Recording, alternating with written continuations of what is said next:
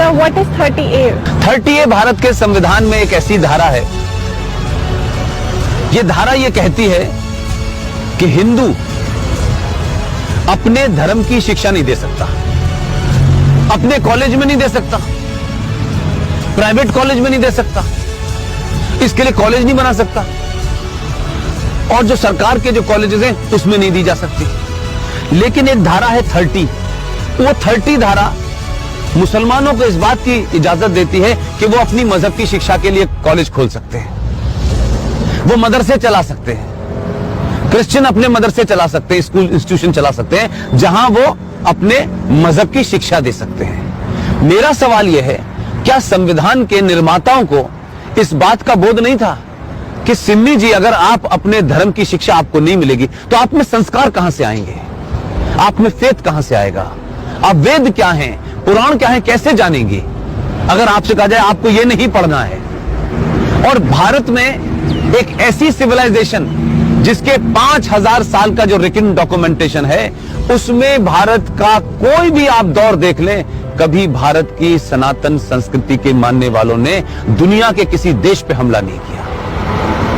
यह शब्द बलात्कार हमारी संस्कृति का हिस्सा नहीं था। ये घूंघट इसलिए नहीं था कि हमारे यहां था, हमको गलत नैरेटिव दिया क्या। ये भारत के अंदर जब मुगल शासक आए, उनका एक ही एजेंडा था कि जितने गैर मुस्लिम औरतें हैं उनका रेप करके उनकी नस्लों को सुधारना है। ये बलात्कार शब्द हमारे साहित्य का हिस्सा नहीं था, ये तलाक शब्द हमारे साहित्य का हिस्सा नहीं था। हमारी परंपरा और संस्कृति में 7 फेरे जीवन भर के लिए जाते हैं। इस्लाम में शादी is a contract between 2 people, it's a business. आपने शादी मुझसे की और शादी करने के कुछ दिन के बाद आपको लगा कि मैं रहना नहीं चाहती, तो बिजनेस कॉन्ट्रैक्ट है, आपने कॉन्ट्रैक्ट कैंसिल कर दिया।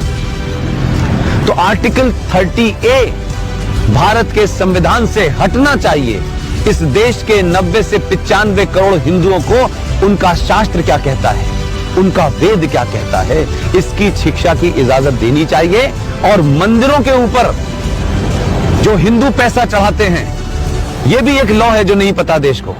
भारत के जितने भी मंदिर हैं उस पे जो पैसा चढ़ता है वो सरकार के खजाने में चला जाता है।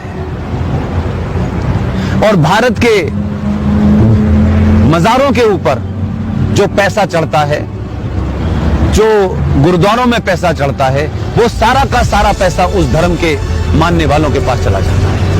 सिर्फ भारत के हिंदुओं का पैसा जो आप अयप्पा पे चढ़ाती हैं, जो महाकाल पे चढ़ाती हैं, जो वैष्णो देवी पे चढ़ाती हैं, वो पैसा सरकार ले लेती है। तो अगर भारत के मंदिरों पे चढ़ने वाले पैसे से भारत के लोग, हिंदू लोग, सनातनी लोग अपने विश्वविद्यालय खोलना चाहें कि हम सनातन की संस्कृति के बारे में बताएंगे, पुराणों को पढ़ाएंगे, तो उसकी भी छूट नहीं है। ये संविधान में 2 धाराएं एंटी हिंदू हैं, इनको समाप्त होना चाहिए। और मैंने कल भी घोषणा की है कि अगले 2 साल में इसके खिलाफ भी मैं